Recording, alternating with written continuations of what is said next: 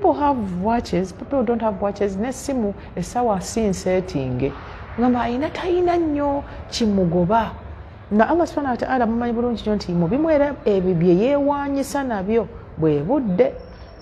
Allah n'ateera essula nnamba mu kitabo kye n'asoma nti wal asr, n'atusomesa nti wal asr nti ndayira buli nsonga Allah gye yalayirirako nsonga nkulu ng'alayira obudde nti wal asr.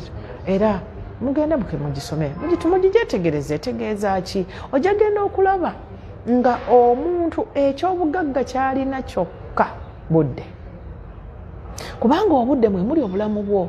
Mu nsi muno oyinza okwogenda kumalamu emyaka 6 naye ng'emyaka 45 ogimaze oli mu muzannyo, ogimaze oli mu kukola bintu bikusaanyaawo, ogimaze oli mu bwenzi, ogimaze oli mu kunywa bitamiiza, ogimaze oli mu kutta maka, bw'owasa wano bw'ovaawo, bw'ofumbira wano bw'ovaawo, ozadde abaana tebaliiko bulabirizi, ozadde abaana tebaliiko buzadde. Kakati ogenda okutuuka mu maaso mu myaka gye egya evening abobudde bwe tuyita evening hours, emyaka gye wandibadde ng'owummula ate ng'oli mu mitawaana, oli mu shuguri, oli mu adhaabu eziva mu ebyo bye wakola nga tofuddeeyo kubeera ng'ofaayo ku by'olina. So tugamba nti tukusaba obeere nga weewa emirembe.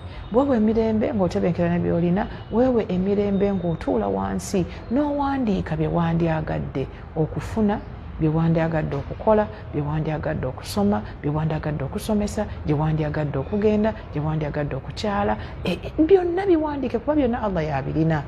Era tusuubira nti omuntu alina ebirooto bino bayina goals zino atuula wansi ku musaalo n'atereera n'asoma ng'alina by'asaba. Bw'abeera mu maaso ga Katonda we tabeeraawo ng'atangalijja bw'ati, kuba ayina byamusaba biri clearly spelled out.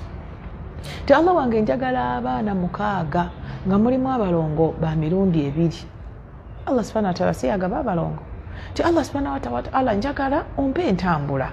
Mungu kusaba ompe eppikippiki nga lunaku lubeera nga lwakalina kayisanyo ng'asobola naye atera ku ekyo ngattiraako n'emmotoka ey'obuyonjo.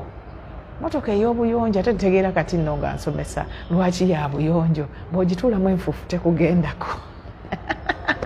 Kwegamba okuba akakanzuko nga ka white n'akakofiira nga ka white, ng'engato za white, ne Hajjat nga naye ayambadde, ne mutuula mu mmotoka yammwe ey'obuyonjo ne mukuba ekisumuluzo bismillah, ne musimbula ne mugenda oba ku mukolo ne muva mu mmotoka nga mutukula.